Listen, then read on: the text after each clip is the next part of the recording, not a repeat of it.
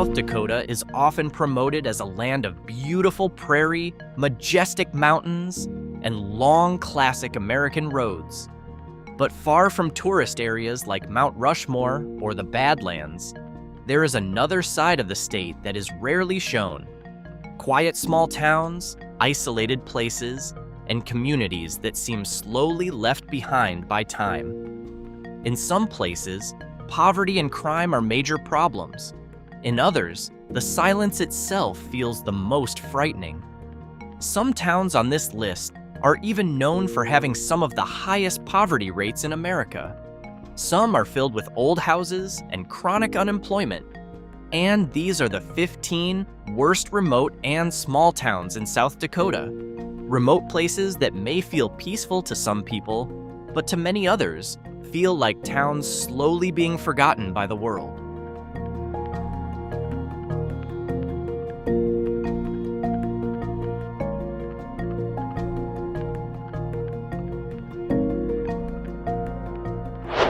In the barren landscape of southwestern South Dakota, Pine Ridge is often seen as one of the hardest small towns to live in across America. It sits within the Oglala Lakota Reservation, far from major economic centers, and for years it has been linked to extreme poverty, high unemployment, and social crises that never seem fully resolved. What makes the atmosphere feel so bleak is not just money.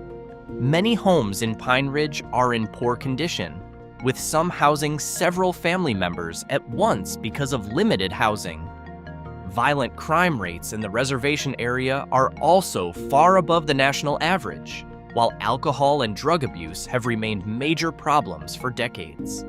The saddest fact is that life expectancy in Pine Ridge has been reported as comparable to developing countries and among the lowest in the United States.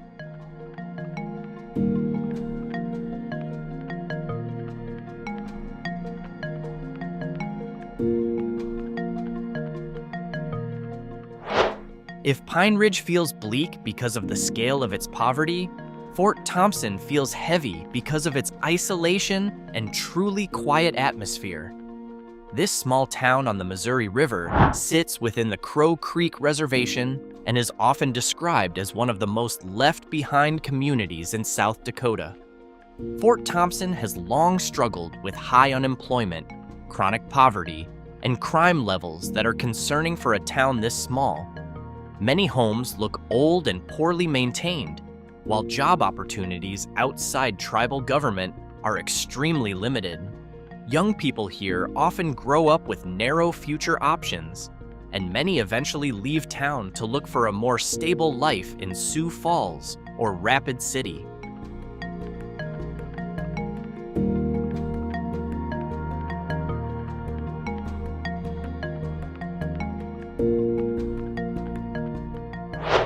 Rosebud may not be as well known as Pine Ridge, but many people in South Dakota see it as one of the hardest and saddest reservations to live in.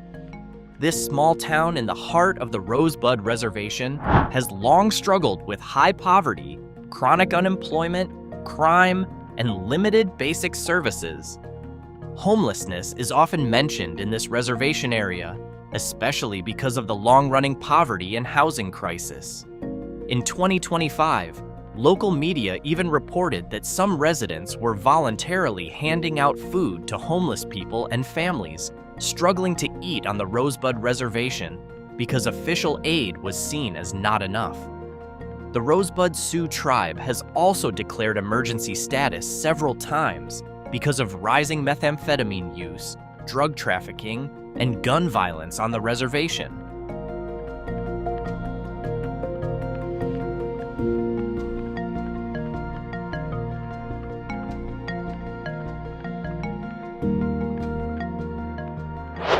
Among the remote small towns of South Dakota, Mission has a unique reputation because at first glance, it looks like an ordinary prairie town.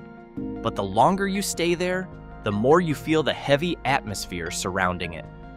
This small town within the Rosebud Reservation has long faced a difficult mix of high poverty, limited job opportunities, and social problems that are hard to break. The poverty rate in this area is far above the national average, while alcohol and drug abuse have remained major issues for years. What stands out most in Mission is its sense of isolation. The town sits far from South Dakota's major urban centers, surrounded by wide prairie land that feels almost empty. Many young residents eventually leave Mission because they feel life outside the reservation offers far greater opportunities.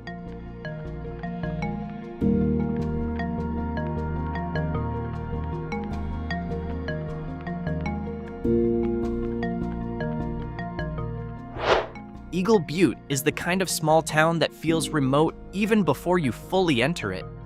Economically, Eagle Butte has long faced major challenges.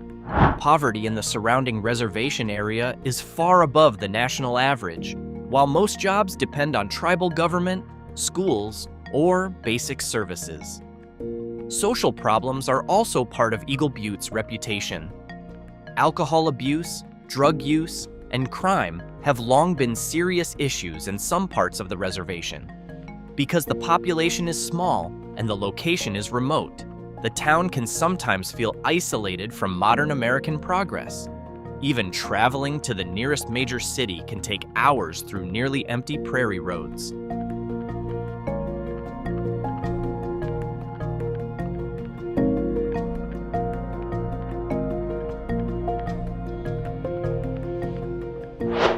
Wagner may look more normal than other reservation towns in South Dakota, but that is exactly what makes its atmosphere feel strange. The town sits near the Yankton Sioux Reservation. So many social problems in the surrounding area also affect Wagner's mood. Poverty in some nearby areas is fairly high, while stable jobs outside basic services or agriculture are very limited. Many old downtown buildings look like they are surviving from another era, giving the impression of a town moving slowly while the outside world keeps changing. What makes Wagner fit the list of worst remote small towns is its sense of isolation. The town is not as harsh as Pine Ridge or Fort Thompson, but it feels like a place slowly losing its living energy.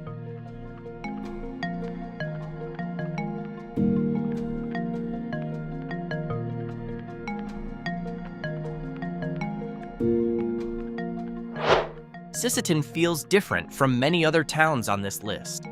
This small town near the North Dakota border is not as harsh as Pine Ridge or Fort Thompson, but it has a very noticeable fading prairie town atmosphere. Economically, Sisseton is not very strong either.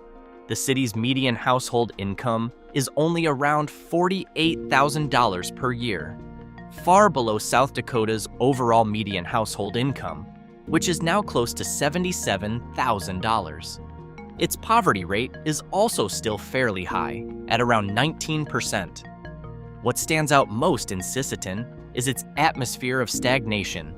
The town sits far from major urban centers, surrounded by farmland and wide prairie that make it feel especially quiet, especially when winter arrives.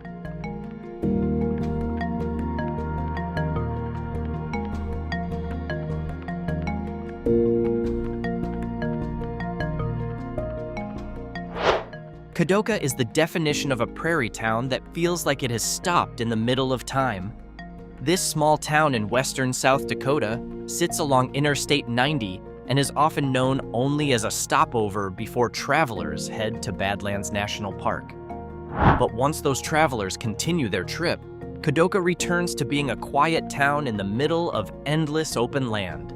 Its population is not even 1,000 people, and you feel that immediately when entering its downtown. There are many old buildings, simple motels, and a main road that often looks empty, especially outside tourist season. Ironically, its location near the Badlands does provide some economic benefit through tourism. But that is still not enough to change the fact that Kadoka feels like a small town whose life depends on people who only pass through briefly, then leave again for somewhere busier.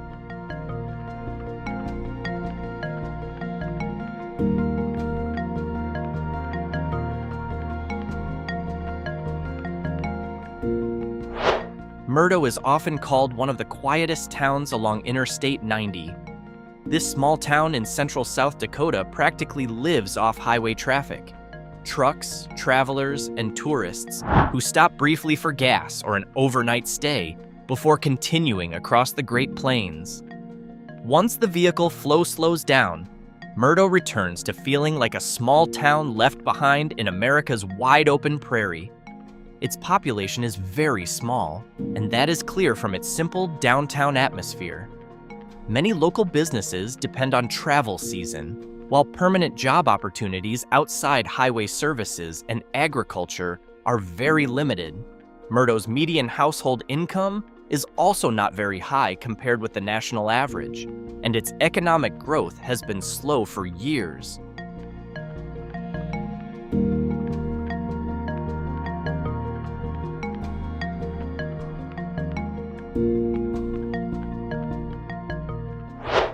Gregory is a classic example of a Great Plains small town slowly losing its pulse.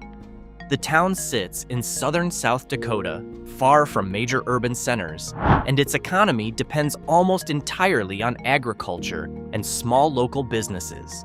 It faces a problem common in American prairie towns: an aging population, young people leaving, and an economy that keeps getting harder to grow. Gregory's population has continued to decline compared with its peak decades ago. Its median household income is around $50,000 per year, fairly low compared with the much higher average in modern South Dakota. Job opportunities here are also very limited. Beyond agriculture, schools, a small hospital, or local government, there are not many options. Because of that, many young graduates eventually move to Sioux Falls or leave the state for bigger opportunities.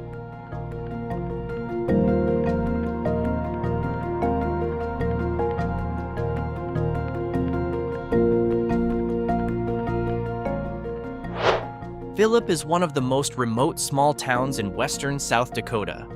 It sits among wide ranchland and open prairie near Badlands National Park, but unlike busy tourist towns, Philip feels quiet and isolated for most of the year. With a population that does not even reach 1,000 people, the atmosphere feels more like a small ranching community surviving in the harsh Great Plains. Philip's economy mostly depends on ranching, farming, and a small amount of tourist traffic heading toward the Badlands. Its median household income is around $50,000 per year, still below the modern national average, while job opportunities outside traditional sectors are very limited. Interestingly, Philip is often called a real cowboy town because its ranching culture is still very strong.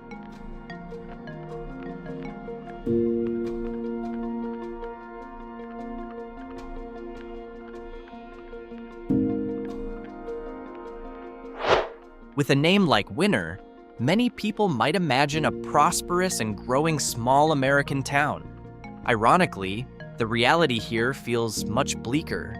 Winner is one pueblo of the remote prairie towns in southern South Dakota that has struggled for years with economic stagnation, an aging population, and fewer opportunities for its younger generation. Winner's economy still depends heavily on farming and ranching, while other job sectors have grown very slowly. Its median household income is around $47,000 per year, which is fairly behind the current national average.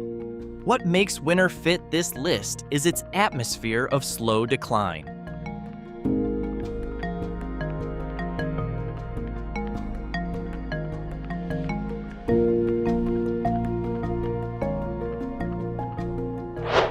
Located far in northern South Dakota, near the North Dakota border, Lemmon is one of the most remote small towns in the entire state. As soon as you enter, the atmosphere feels like a world moving at a slower pace. Quiet streets, old prairie town buildings, and wide open land that seems to have no end. Lemmon's population has continued to decline compared with its peak, when the railroad and agriculture were still active. Today, its economy depends almost entirely on farming, ranching, and a few small local businesses. Its median household income is around $45,000 to $50,000 per year, fairly low compared with modern American averages, while job opportunities outside traditional sectors are very limited.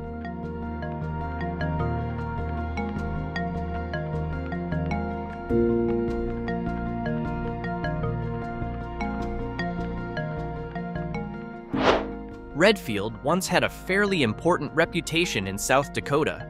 This small town grew as a railroad and farming center, and was even nicknamed the pheasant capital of the world because of the large pheasant population around it.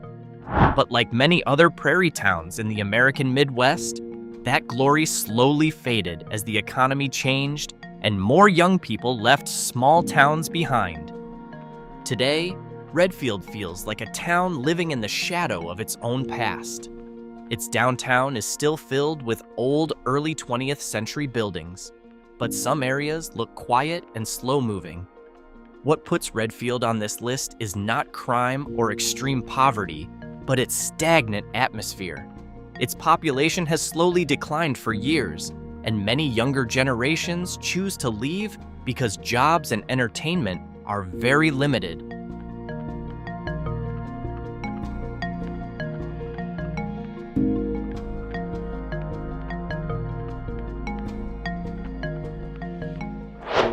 Compared with other towns on this list, Centerville may look the calmest and most normal.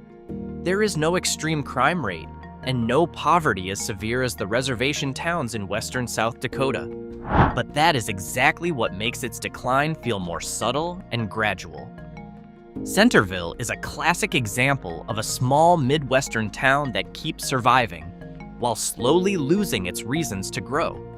This small town in southeastern South Dakota was once fairly active as a local farming community, but over time, many small businesses began to disappear, the population aged, and downtown activity dropped sharply compared with earlier decades. In recent years, the local government and community have even tried downtown revitalization projects to bring old buildings and emptying business areas back to life.